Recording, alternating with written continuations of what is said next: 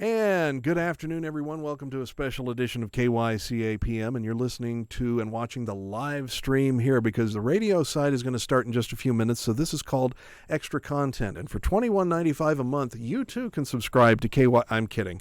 Yeah, so this is free, and this is a really special show, and we're going to do an entire hour here, so you can watch this over and over again. And if you need some information, and it's going to be great. So let's go around the room very quickly, and let's start on the Prescott side. And to my right is Superintendent Joe Howard of the Prescott Unified School District and Deputy Chief John Brambilla of the Prescott Police Department. Wave to the camera, guys. Okay, back to the other side of the table. We have, of course, over here Superintendent John Pottis of the Humboldt Unified School District and Chief Bob Ticer of the Prescott Valley Police Department. Hi, everybody. All right, gentlemen, as we said before, no fisticuffs and no betting on any of this. We're here to talk about the school year coming up. We're here to talk about security, and we're here to kind of discuss what's happening. So very quickly, I guess I just want to open it up to the table and kind of discuss amongst each other before we start the radio show. What happened this summer? How are things going? How do you feel? Are we ready for school this year? Is both the school districts and the police departments ready? What do you think? John, Joe, why don't you go ahead and start? Yeah, we're definitely ready. We start in just a few days here. We've got our new teachers 2 days ago. We've been working with them for 2 days straight, and all of our returning teachers come Monday. And so we're ready to rock and roll. And of course, you know, we'll get into this later, but the year ended in a tough way with Uvalde. That affects all of us every time. Yep. And but I'll speak a lot about our great partnership with the Prescott Police Department and how we lean in together on a lot of experience and a lot of communication together. And they were there for us to help finish the year up in a good way in those tough circumstances. Yeah, John? I think so too. I mean, the summer is always a good time. It's very busy for us, but we're definitely ready for the school year. Like Joe said, we've got an excellent working relationship with the school district. Uvalde is a tragedy that we hope never happens, but we know that it does happen. We look at those things from a law enforcement perspective of what are the lessons learned, how do we do better, how do we avoid those things, how do we try to predict some of those things even and keep them from happening. And that's working together in partnership, because it's not just our job to keep the kids safe, it's their job, it's the community's job. So it takes all of us coming together to make sure that kids have a safe school year. Yep, exactly. Okay. And over to Prescott Valley, who starts the school year a few days after Prescott does, so that you can see the mistakes that were made and correct them. No, I'm just kidding. I'm kidding. Oh, that makes sense. And John, good idea. So John, very quickly, I mean, is this your third year or fourth year? Three. Third year. Number 3 going into, yep. How are things going over at Humboldt? Good, real good. Kind of like Joe, you know, we've got new teachers back this year. Everyone else returns next week. Mm-hmm. Our kids come back on August 8th, and you know, it's just a lot of excitement, a lot of energy coming out. Obviously, you know, what happened last spring is it's tough, and it's, you know, one of the questions du jour that, you know, everyone has coming back is, you know, what are those safety protocols? What's the school district doing to keep your kids safe? And there's a number of things that we are doing, and you know, Bob's new to, or you know, fairly new to the chief here in Prescott Valley, and so we haven't worked a lot together, but we've been you know, talking quite a bit since last spring, and you know, kind of the same thing, that the partnership that we have with law enforcement in Prescott Valley is outstanding, and I like the partnership. All right, Bob, going so good so far? Absolutely. Okay. I think what you have right here is a perfect testament of what's going on. We're all here together. You made a phone call, and here we are together. We're all work together. Prescott Police Department, Prescott Valley, very tight. We work cross jurisdictional boundaries. Superintendent's right here. And this preparation that you were talking about, that's continuous and goes on and on. It didn't just start after Uvalde. It's okay. Continuous. All right. And I'm going to interrupt you for just a moment because the radio show is starting right now. And welcome to the KYCA PM show on 1490 AM and 103.5 FM.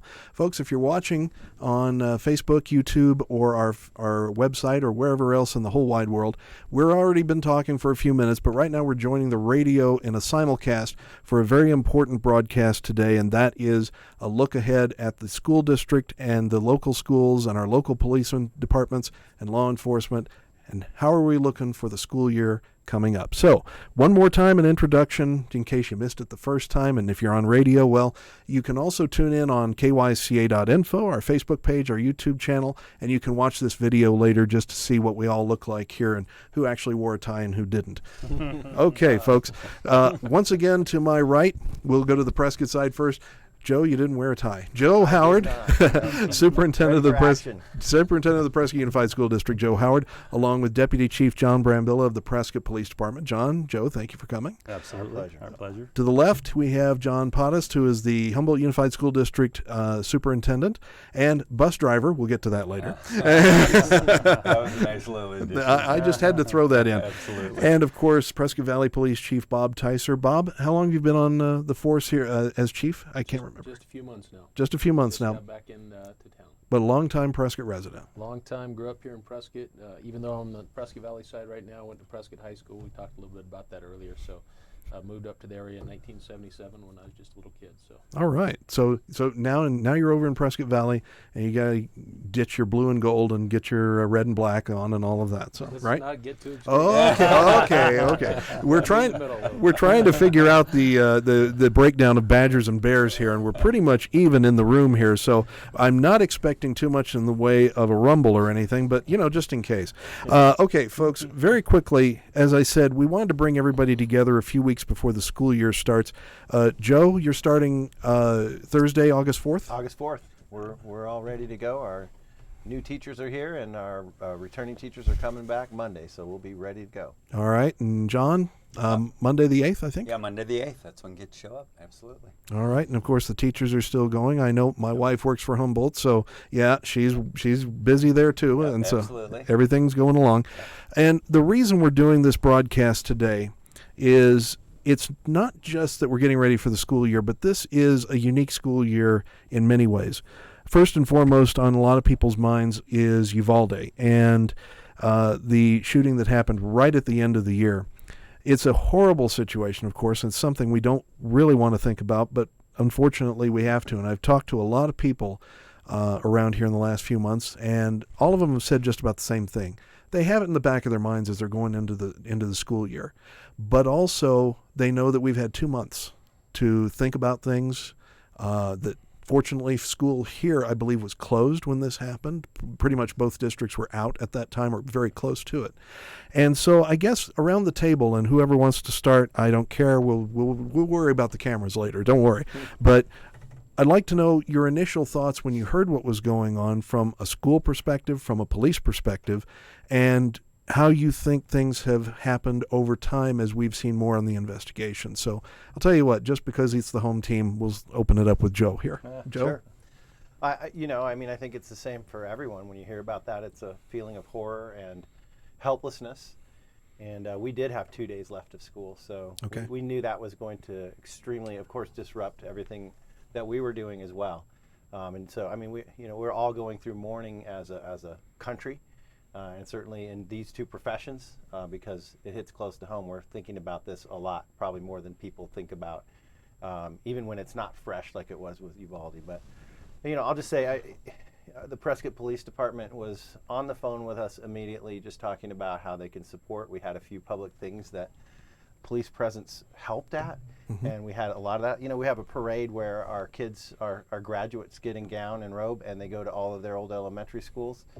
And there was no big deal about it, but we had our school resource officer was a part of that, and then 3 or 4 or 5 other policemen joined right in, and it didn't look like a security issue or anything like that. They joined into the parade. They were hitting their lights and sirens and things like that as the elementary kids were waving and that type of thing. So that support was immediately there, and honestly, we know that's always there. Even if we have a local issue, I know I can pick up the phone and call John Brambilla or Amy Bonney or 5 other police officers that we've worked very closely with during that time. But so we sort of eased through that together, and that communication didn't stop because school got out at all. It went from there directly to let's have a briefing, which we're still going to have here in the near future with every school in the area that Prescott Police serves.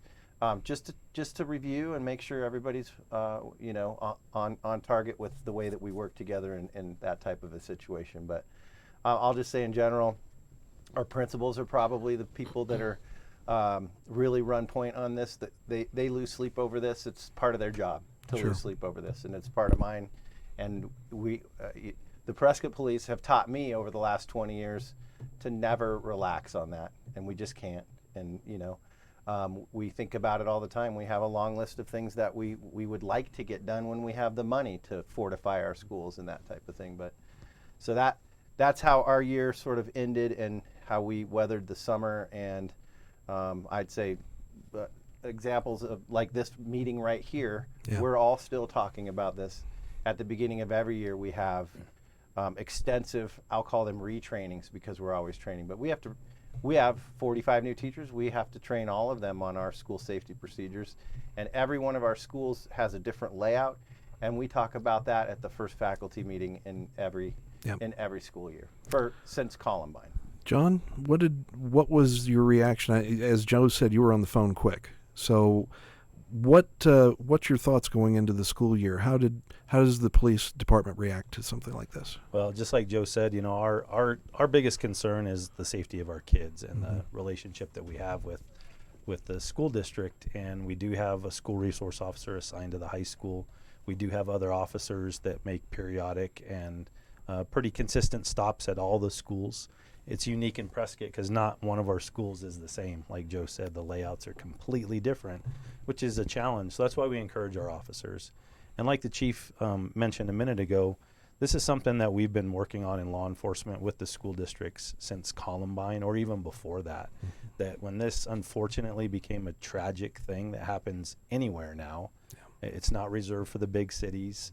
It happens in the small towns, that we all have to think about that and train for it and have protocols in place and have safety things in place and constantly reviewing that. Like I can think of numerous meetings that we've had with the schools and the school districts involving Tim Carter and the police department and what can we do to make the schools safer. Yeah. And some of that is hardening the schools.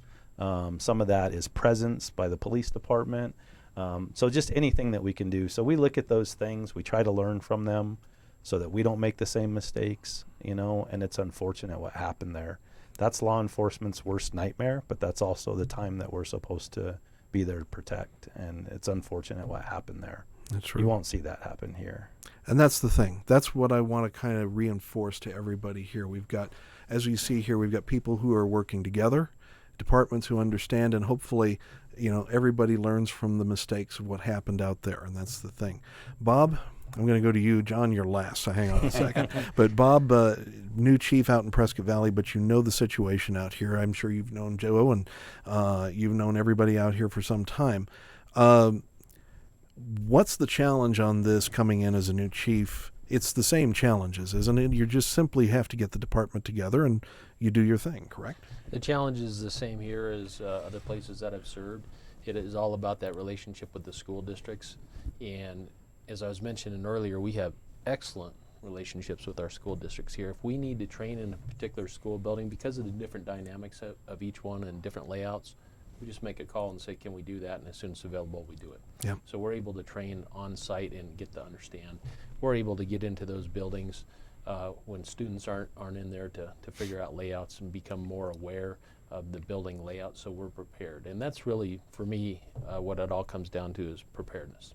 Mm-hmm. And you were looking at a community here in Yavapai County where the police departments work seamlessly together. The sheriff's office, very great partner. The state department of public safety, excellent partner. Other police departments, excellent partner, because when these events happen, and it could be something at a school, or it could be a major car crash, or it could be a huge event in our community, it's very simple the way this goes down. We just make phone calls to each other and we all come together. So you'll have Prescott police together with a Prescott officer, a deputy sheriff, a highway patrol officer, everybody working together. It doesn't matter what color that patch is or the uniform, everybody's going in there. So my reactions after that is, okay, let's look at our preparedness and continue to prepare, and that's what we do.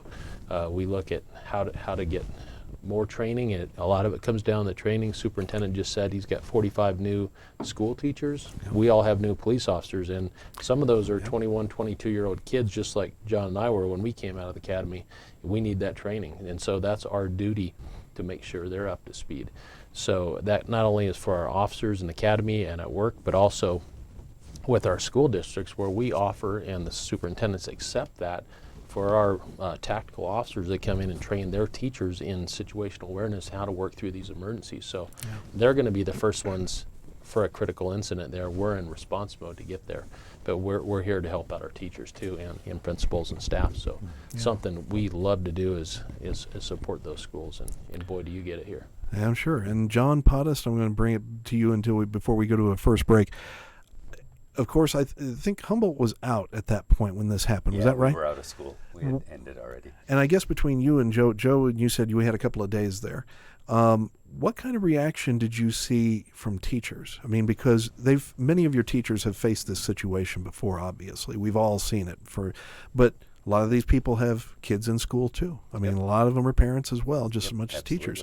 What was the general reaction from you and from the office and from the various schools that you've talked to? You know, I think kind of like what Joe said. You know, it's just that it's shock. It's unbelievable heartache for, you know, for the families who had to go through that down in Texas. But then, you know, as parents ourselves and as educators, you know, we then, you know, the second reaction immediately is, you know, what does that look like for me and my family and my position as a teacher?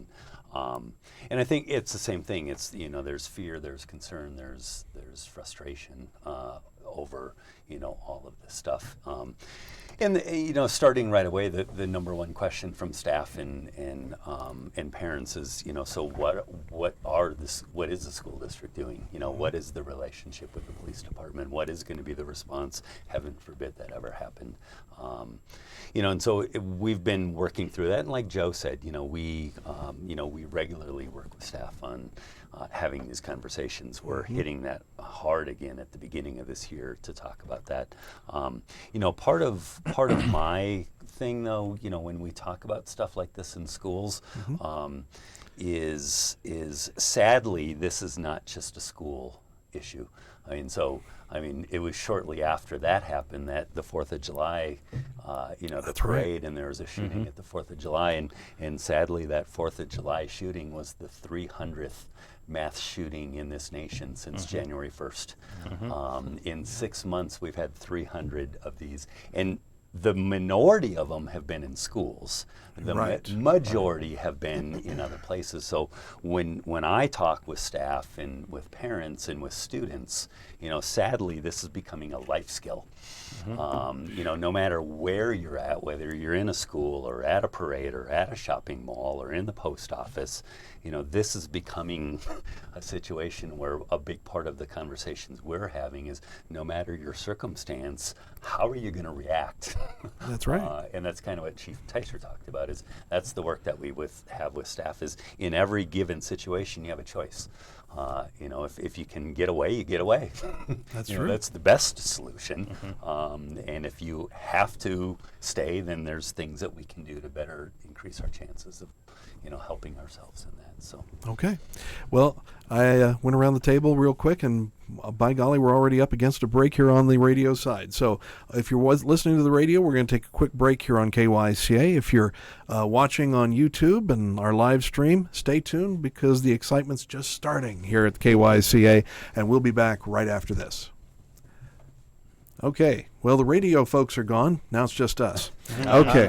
So, guys, real quick, I guess, is there any kind of live training that the police department does within schools? Are the schools allowing that kind of thing, or do you encourage it, or how does that happen exactly, if it does happen in this district, or is that something that might be considered in the future? Whoever wants to go.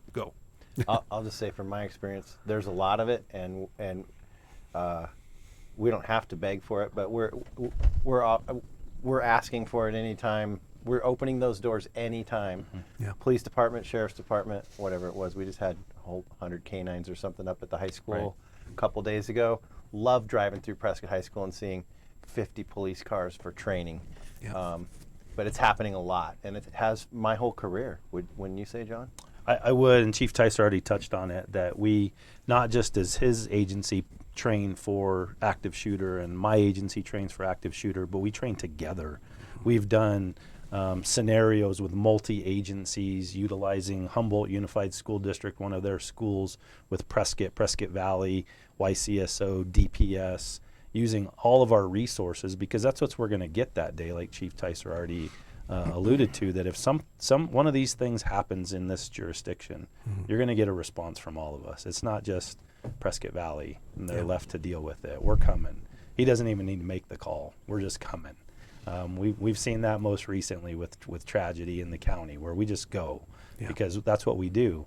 The school districts are great about opening up the schools, especially during summer break, and us getting a chance to get into those schools with not just our patrol folks, but our tactical teams, our SWAT teams, our canines, so that we get familiar and we know the layout of those schools. Okay.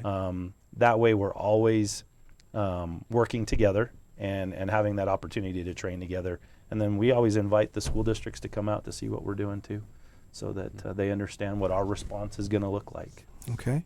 It's fantastic. So Humboldt District, you're kind of spread out a little bit. And the thing is, Prescott Valley Police doesn't necessarily go all the way out to Humboldt Elementary. Correct. Or although I think Bradshaw Middle School in Dewey is in the jurisdiction. We're right on the edge yet. But it doesn't matter. If you have a problem, everybody's out there, right? Correct. Yeah, that's the thing. And that's a big conversation that the chief and I have had, about absolutely. And it's one of the things that I like about this community is this community works well together in general.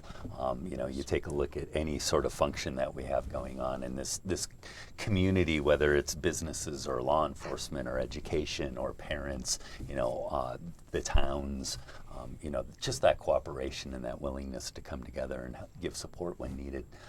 And that's my experience with the law enforcement here, is it really doesn't matter, from right. that.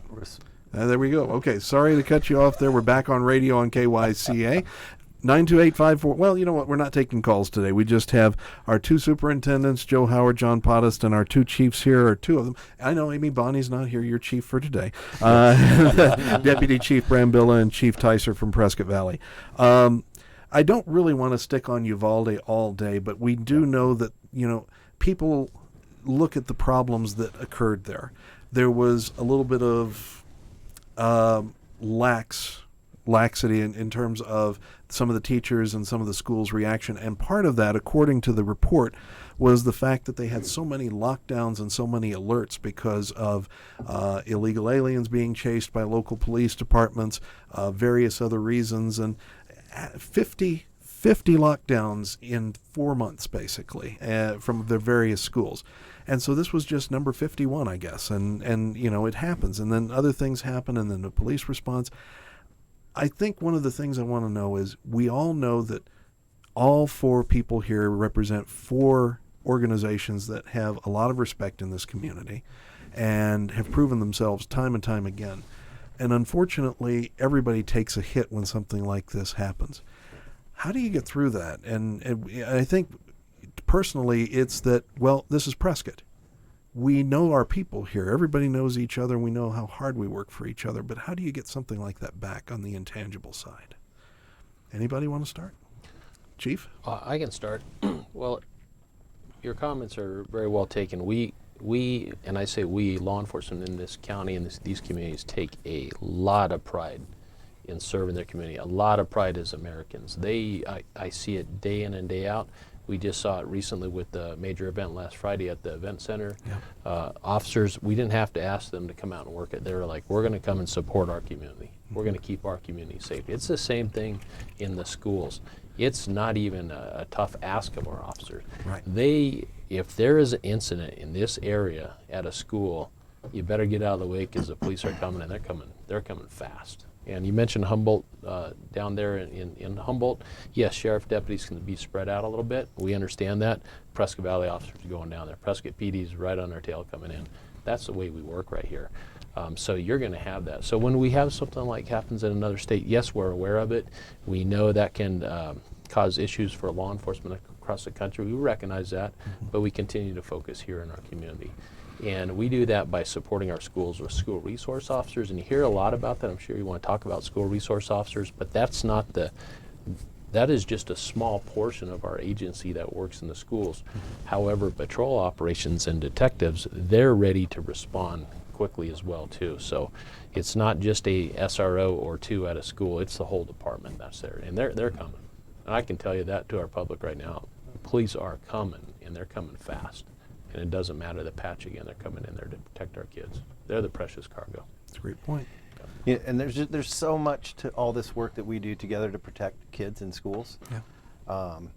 You know, down to, you know, for us prioritizing money that we don't have to make sure our schools are safe as they can possibly be, and having these communication systems, you know, with our principals where they say, I need this, and somebody hears them and puts it into place, and whatever that is. But I've lived through, I mean, we've all lived through dozens of school shootings in our careers, and I will say the response is often the same in that we hear from a lot of parents, not so much teachers. You asked that question. I think our teachers are understand what we've put into it. They understand what's expected of them. It's something we talk about often, way more often than you think.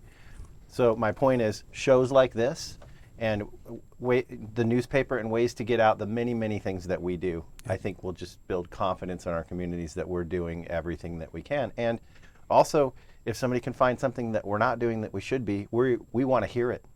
And you know, I know our police forces are going to trainings across the country all the time and bringing that stuff back here.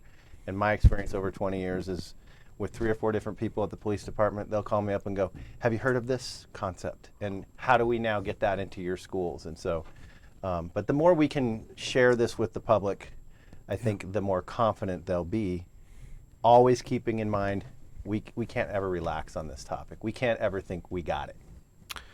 That's true. can't. I mean, I think we all agree on that one. Yep. I mean, we saw it, unfortunately, in action in Texas, but also at the same time, I think you'd all agree we've seen it in action in a positive way in many of the other incidents we've seen across the country lately. Very true.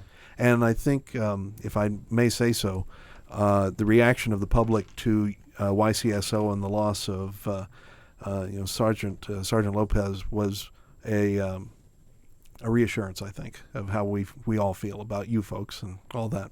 All right, we're going to take a break on the radio side on KYCA PM. Stay with us, and more on the live video side. I'm not giving you guys a break, but we'll be back on radio after this.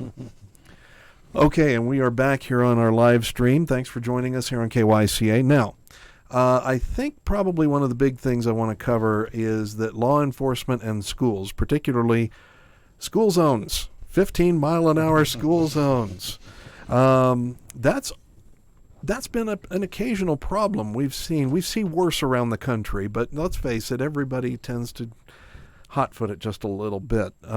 What's the message, and how hard is it going to be coming down for both departments here this year?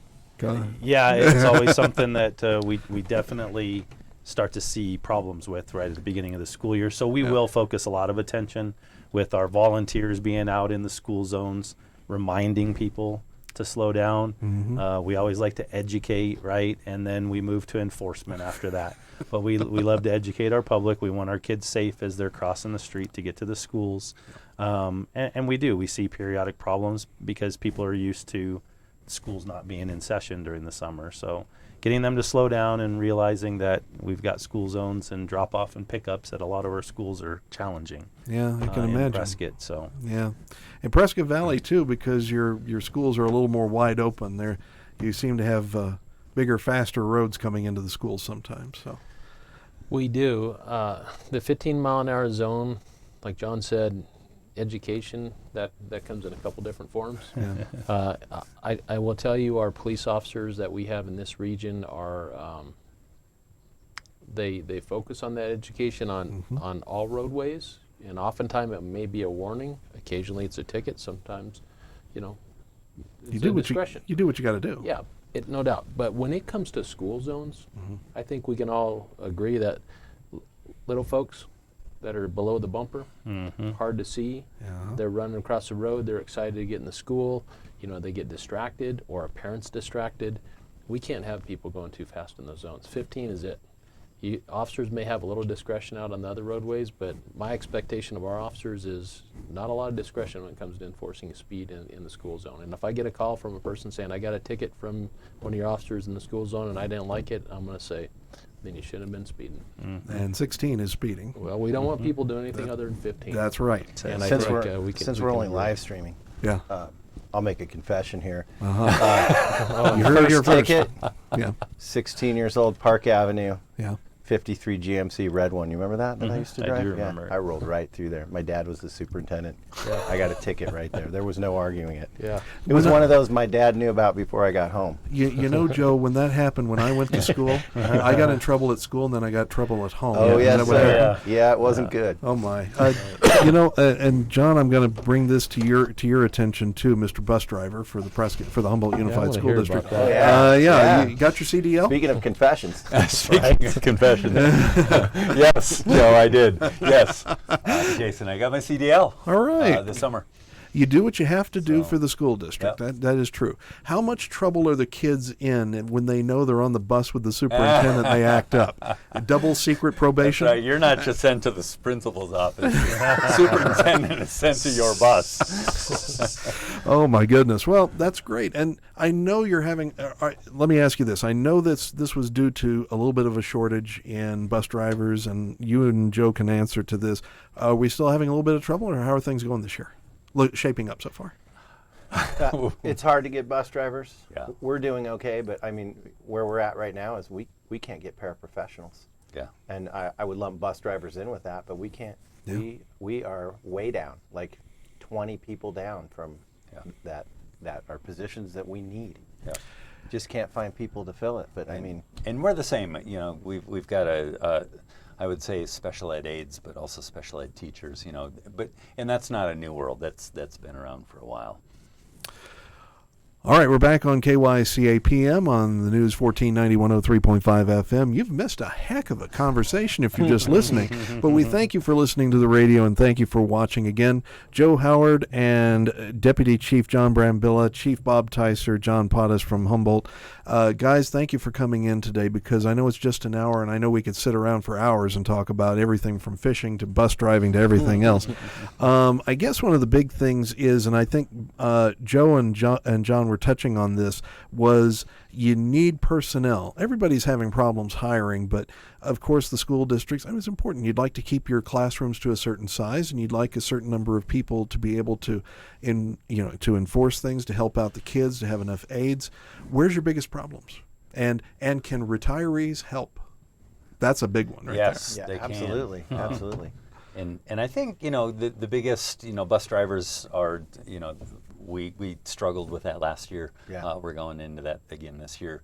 Teachers, special ed in particular. It's interesting though because over the course of probably the last week, I've been going around and shopping, going to Home Depot, and but I think as I reflect back on a lot of that, I think over the course of about a week I went into 15 stores, and all 15 had signs that said "Help Wanted." Yeah. This is to a certain extent not unique to education. Right, that's true. There's everyone out there, any restaurant, any business, they all have "Help Wanted" signs in their doors. We're just in a weird place right now, where and I know you and I have talked. You're down officers. We can't get certain people. So Both departments as well, looking for people? Oh, absolutely. Chief Yeah. Tyser and I were just talking about that on the way in this afternoon, that we are, it's probably one of the more challenging times that I've seen, recruiting and retaining the people that we have. It's a definite challenge for us. Okay. Yeah, John? I think a lot about a teacher shortage and a police shortage that is a national issue, and I think we have a lot to talk about as a country if those are our shortages right now. yeah. We've got to look at why that's happening, and I think I would just put a challenge out there. I think it's a responsibility of everybody, and that goes so far as to how we respect both of those professions as well. you have the respect here in the area, of course, I think more so than in other places possibly. I think we have a good, healthy bit of that, but yet we're facing this problem in a professional aspect. This is not just we need a waitress, we need a waiter, we need professionals. Right. And that is a very serious problem that reaches into the classroom, into the patrols, and affects your response as well. Yeah, I think we're in this for a while. Since we were talking about confessions and we're talking about Prescott Valley, Prescott, you may not know, but I started my law enforcement career as a Prescott police officer, right out of the military. And then you went to the dark side. Then I went over. I went over the highway patrol. Which is the dark side. No, I went to the highway patrol, but the reason I bring this up to answer your question is a kid growing up in Prescott, I saw Prescott police officers. My dad was a highway patrol sergeant, so I was around that. But I saw the city of Prescott, their police officers working. Even as a kid, I was like, wow, that's what I want to do. And then I can't say how fortunate I felt to get hired back then because it was so competitive and there were so many people that wanted to get in law enforcement. And then Chief Max Merritt hired me. And I was like, oh my gosh, this is the greatest day of my life. Nowadays, we're finding great applicants, great kids. And I say kids because I'm getting older and they're young in their 20s, right? That want to get into police work. We're finding them. There's some solid ones out there, just like I'm sure there's incredible teachers coming in. But they're just not coming in. They're not lining up 100 deep. We got to find them. So it's truly a crisis in the country, and we have to figure out how do we find more of them. We're finding great ones, but we need more of them too in all our professions. And of course, with teaching, particularly teaching, you're talking about a lead time of 4 years. I mean, this is not just, we're going to go out and look for a teacher, because anyone who's halfway qualified is being sought. This is a 4-year lead time thing, and for the police departments, you're probably talking a couple of years of recruitment and discussion before they even enter the academy. Well, that's true. It's not as long as a 4-year educational degree. But really, it can also be longer if you think about if that's what you want to do for your whole life, and that's how I was as a kid. We're also finding some folks that come in midlife as well too, and they decide, maybe I want to serve as a police officer, and that's really good too. But it's not usually just a quick decision overnight, and then the academy and all the training that goes into it. It's significant. Okay, so a couple of minutes before we take a break, around the room, how do you recruit for this kind of thing? John, you first. Well, we're definitely changing our strategies because, like Chief Tyser said, when he and I got into this profession, I showed up, I tested against like 200 applicants for one position. Now we have multiple positions and we have about 10 people show up for a testing process. So our departments are looking at different ways of recruiting, definitely, with social media and things of that nature, trying to get out there and attract those people, because like the chief said, there are great people out there, and we love, I grew up here, I was born and raised here, and I have the same impression that he does of Prescott police officers. That's why I'm here. We have so many homegrown officers in our department, which makes this, again, unique, and why I think our community would respond very differently to an active shooter in a school, because we went to those schools. That makes a huge difference. But we're getting creative. Chief's getting creative, trying to attract people here. Obviously, we have a lot of challenges here with our housing and our economy and things like that. So it is not an easy thing, but we're out there trying to find the best candidate because we won't sacrifice quality for quantity, especially in this profession. Right. Joe and John have been teaching a little bit more difficult in terms of recruiting because, like I said, 4-year lead time. Yep. Well, I'd say very similar, though. Okay. Similar experience for me. I couldn't get a job at Prescott Unified when I first came out, and but we've had also a lot of luck with growing from within. Now, we've just hired a bunch of leaders from within also, because we've done some real strategic training of leaders within, and so that opens up positions. But I talked earlier about parapros. We kind of have a shortage there right now, and I think we see that across the state and country. But we've got some neat new programs that, those folks come in and find that they love working with kids and they love the teaching profession, and there are some really neat things coming out that will help them streamline their college piece on the job. Okay. And get them into the classroom. And there's a lot of things that we're doing now with universities where, maybe a student teacher, we can pay them now and place them in their job as they're finishing their college and that type of thing. So there's a lot of solutions out there and a lot of folks trying to help with these issues. But again, it's a pipeline issue for sure. True. Okay, John, I'm going to come to you in a second, but first we're going to take a break on the radio side, KYCA PM. We'll be back after this. Okay, continuing the discussion now. All right, the radio's off. Now it's just video. But anyway, John, what do you think about what Joe said? And is there anything that you've kind of changed up in terms of any recruiting? Are we talking you'd like to try and push your seniors a little bit and say, hey, you might want to think about this profession, you know? No, seriously, we have had those conversations Sure. with our seniors and with the college. And I think two things kind of, the first one piggybacking off what Joe said, which is, I think our universities are understanding this.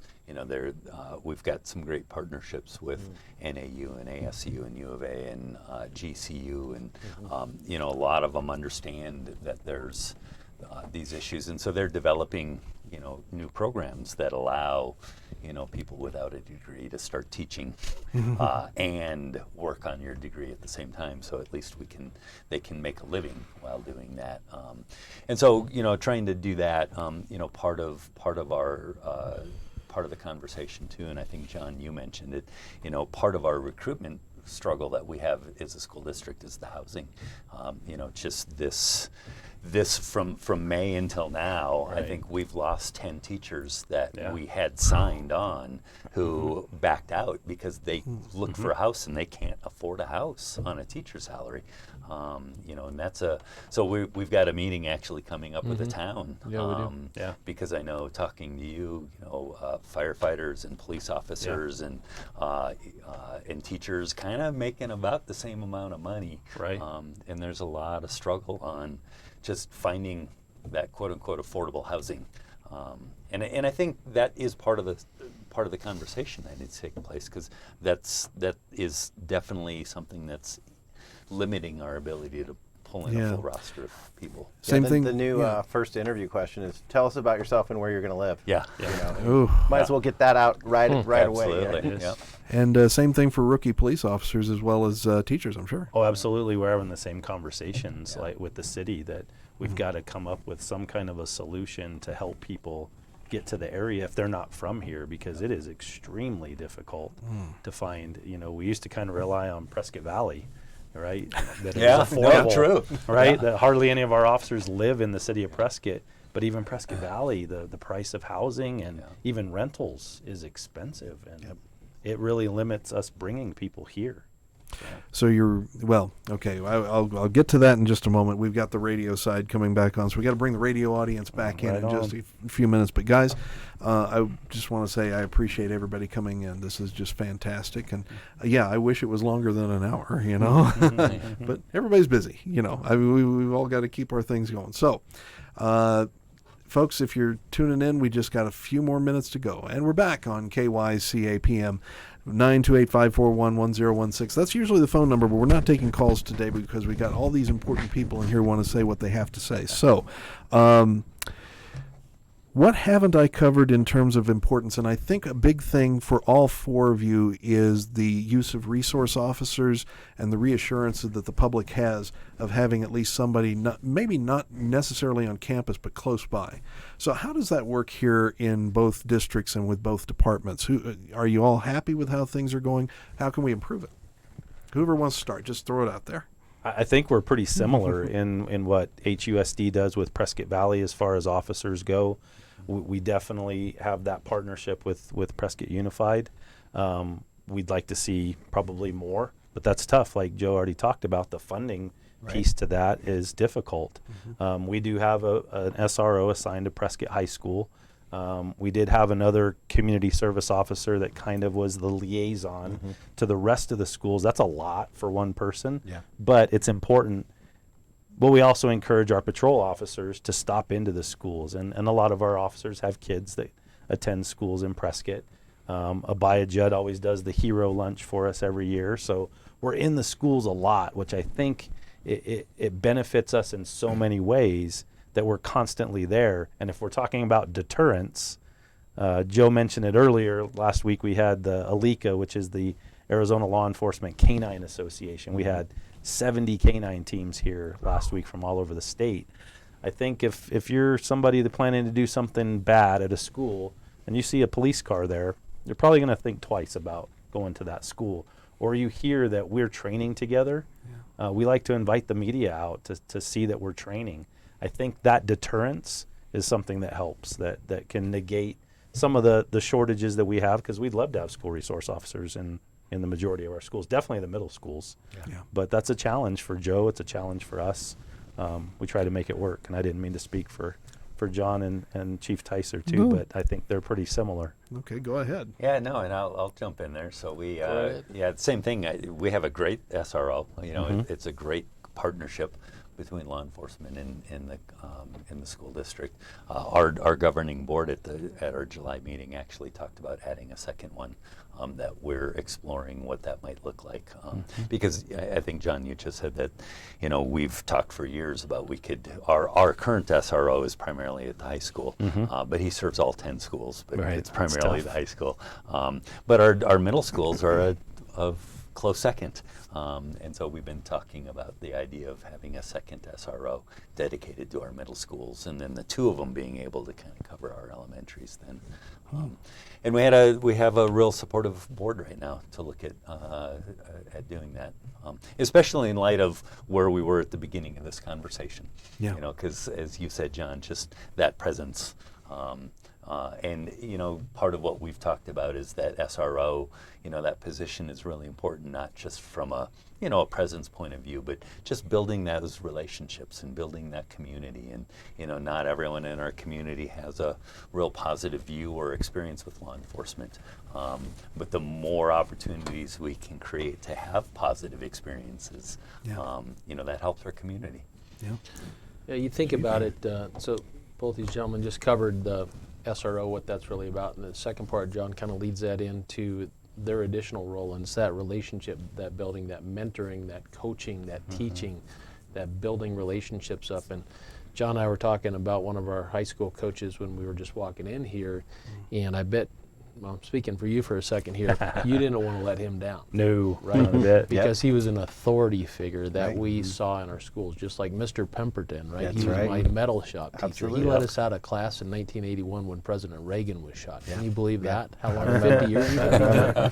But we talk about these guys, and I talk about these mentors in our community today all day long in my regular work because we looked up to them. Same thing with an SRO, and you'll hear that from kids that grow up and then they're in the community and they say, oh, Officer so-and-so was my SRO in school. They didn't want to let him down. So you think about it as a policing.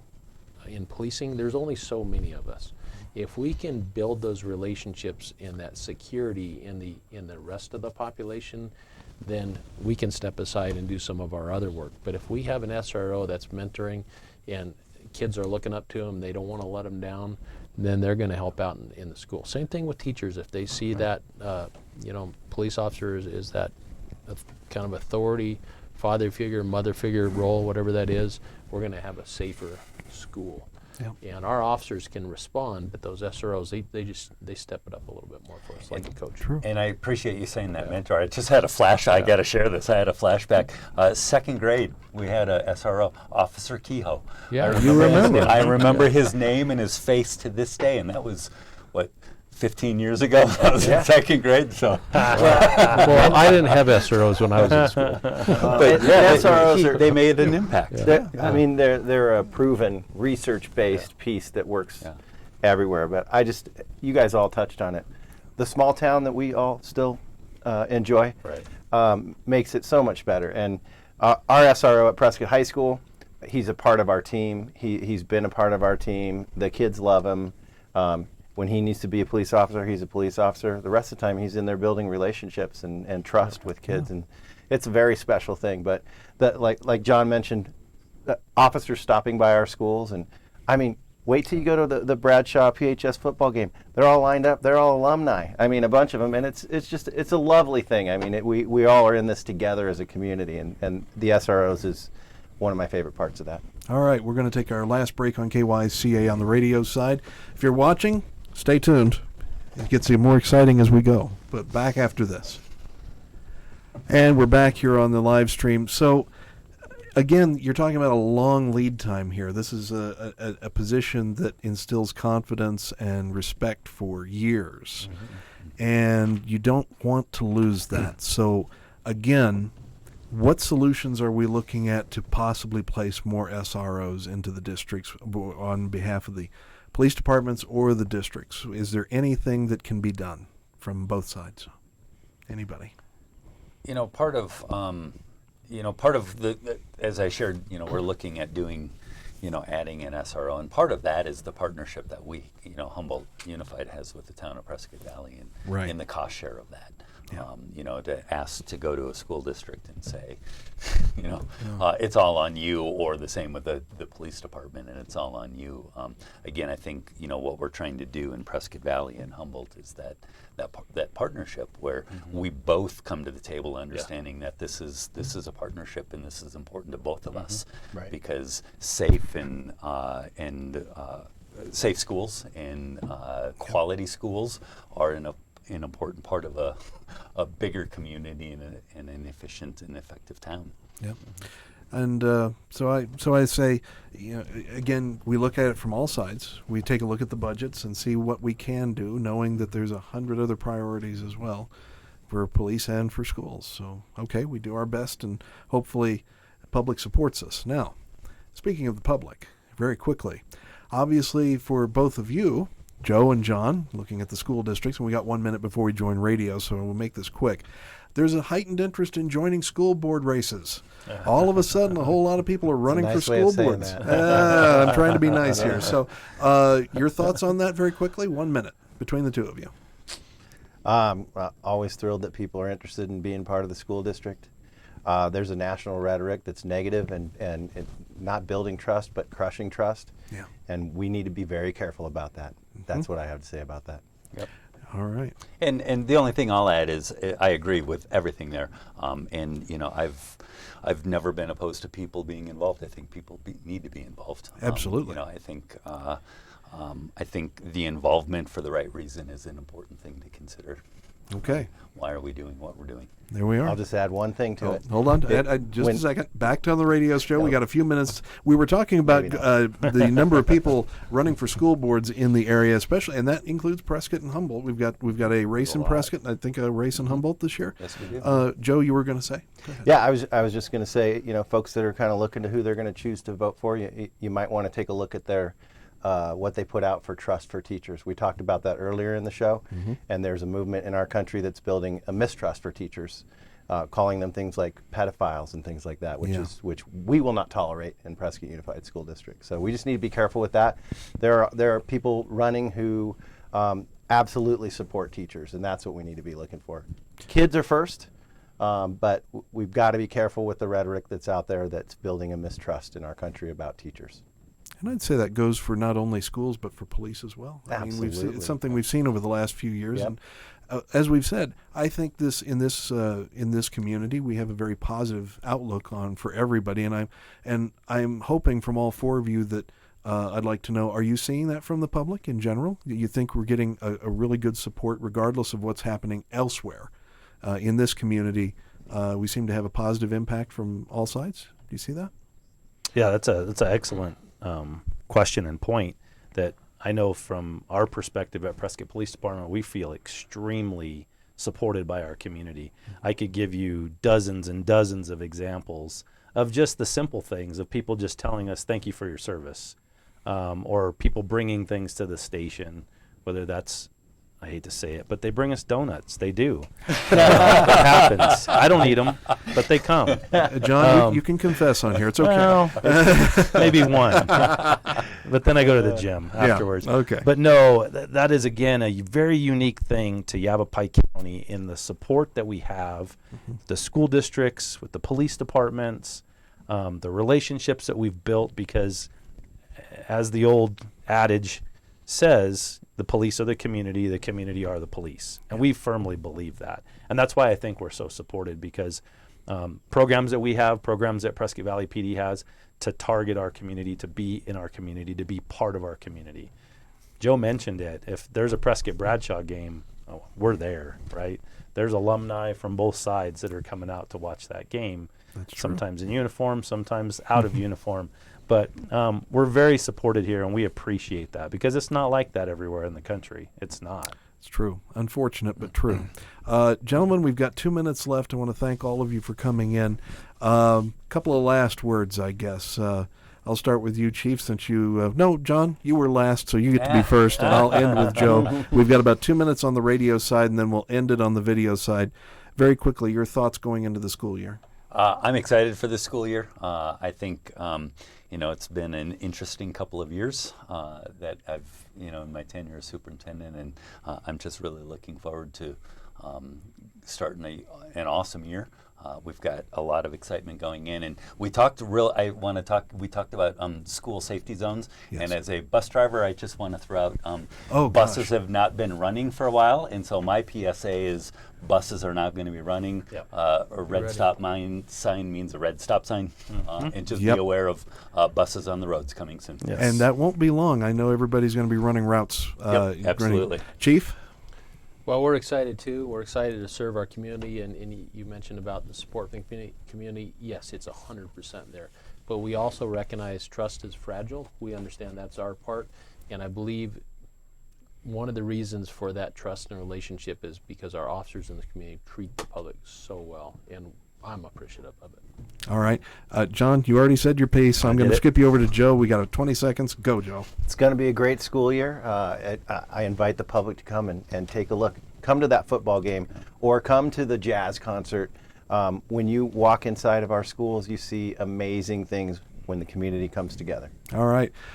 Gentlemen, thank you. We'll have this again. For those of you on radio, good night, and thanks for tuning in. And now, for all of you guys who are watching on video, we're going to wrap it up real quick. There's one thing I wanted to cover very quickly, and since we're talking about law enforcement, there are some parents who don't need to be dropping off kids. What can you do? I'm kidding. No. Everybody just needs to keep an eye out for everybody else. And like you said, John, I think that was a good point that, the buses are going to start running pretty soon for test routes and everything. And laws are in force even if the buses are empty. Is that right, guys? Yes, very much so. Just like Chief said earlier, we very little tolerance when it comes to those violations with the school buses in the school zones. That's one of our highest priorities, and we'll be out there to remind people in a lot of different ways. All right. Well, last question of the day, and I've just got to throw this out. The Prescott Badgers go to Prescott Valley to face to the Bradshaw Mountain Bears this year. Predictions, Joe. How come I always go first? Okay. It's going to be tight. It's going to be tight, and might come down to the final play. John. That's what I think. I agree. I think it's going to be closer than some people want it to be. And I don't think it's going to come down to the last play, but I think it's going to come down to about midway through the fourth quarter. Now I have to say one thing about the game. You're buying hot dogs, right? There we are. Absolutely. Last year I bought. Last year you bought hot dogs. I have to say one thing about the games last year because Prescott played Bradshaw twice in football. Right. The first game was the first performance ever of both the Prescott and Bradshaw Mountain marching bands together. It was quite a halftime show. Yeah, very And I just want to put the bug in your ear for both of you. I'd like to see that again over at Bradshaw. Oh, I think it's going to happen. Definitely. Yeah, absolutely. We'll do it. All right. But I did want to bring it. Who won last? Probably. And that's where I want to bring in, and that's where I want to bring in. And we're out of time. We're out of time, yeah. But real quick, from all four of you, what did it mean last year to you guys to see Prescott and Bradshaw playing in the playoffs of all things? I mean, that must have been really something. That was really cool. That was really special. Yeah, definitely. I mean, you didn't want anybody to lose. No, Right. it's tough. I played football at Prescott. I also coached football at Prescott for 12 years. So that rivalry was huge, right? And so now that I'm just a spectator and my son's a Bear now, Go Bears. that's a tough game to watch. But it is exciting to see our two programs at that state level both making the state playoffs. It's unfortunate we had to play each other. Yeah. Because it'd have been nice if we could have played somebody else and both of us moved on. Further in the state tournament, but that's that's great athletics here in the Prescott area, in Yeah. Prescott Valley. So, You know, I exciting. ran into John at that game, and Yeah. usually I go look for him, and he very articulately and thoughtfully told me that his son was a Bear. Mm-hmm. It was almost apologetic, while proud at the same time. Yes. But that's the beauty of these communities. Yes. Is we're just as proud of him as if he was wearing a Prescott Badger jersey, right? Yep. Absolutely. I'm super proud of him being Yep. a Bear. So. Yep. That's the thing. Pretty And neat. So, Bob, how does it feel being on the Bradshaw side now as the chief here? I've got a good answer for you. Go ahead. So, first of all, it's really cool now that Bradshaw Mountain and Prescott High School are at the same level. When I was a kid growing up, Bradshaw was a very small school, Yeah, so Prescott me didn't too. play Bradshaw. So now they're playing. There's that rivalry, so that's awesome. I was a basketball player. I played for Coach Hyatt in Prescott High School. Uh-huh. Me too. I didn't Yeah. play football. So since I didn't play football, I've got to go with the Bears on this one.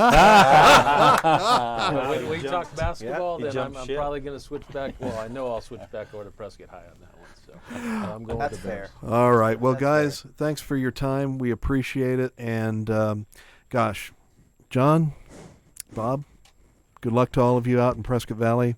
John, Joe, same to you in Prescott. Thanks, Jason. And let's do this again next year, huh? Yes, Let's do it. Absolutely. Yes. Okay, Thanks that's for it. having us. That you bet, and that's it for our live stream. And thank you very much for joining us. And of course, continue to tune into KYCA for all the live streams. And let's get out and let's support our police departments. Let's support our school districts, and let's have a great year. Okay, thanks everybody. Signing off.